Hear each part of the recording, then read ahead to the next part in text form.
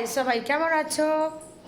তো অনেক দিন ব্লগ দেওয়া হচ্ছে না, তো আজকে আমি বাড়িতে ছিলাম না, এক্ষুনি ঢুকলাম। তো আমাদের আজকে কী কী কাজ হচ্ছে তোমাদেরকে দেখাই। তো দিদিকে রান্না বসে গেছে, তো ওটা আমরা চেঞ্জ করিনি, করবো।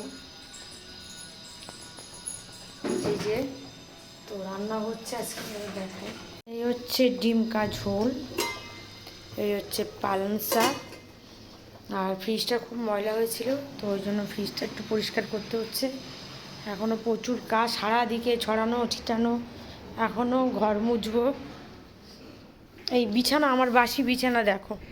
আমি বিছানা, আমার ছেলে ঘুমাচ্ছিল, বললাম বাবা বিছানাটা ঝাড়িস, কোথায় গেছে একটু দেখি। আমি ওর আজকে টাক যদি আজকে টাক না ফাটাইছি না, আমি কি বলেছি, বাসি বিছানা তুলিনি তো, ব্যবস্থা করে দিচ্ছি।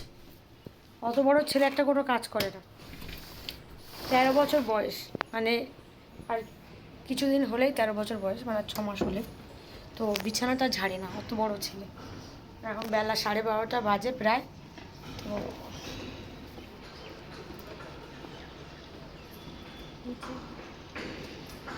তো আমি বেরিয়েছিলাম, বেরিয়ে এখন বাড়িতে ঢুকলাম।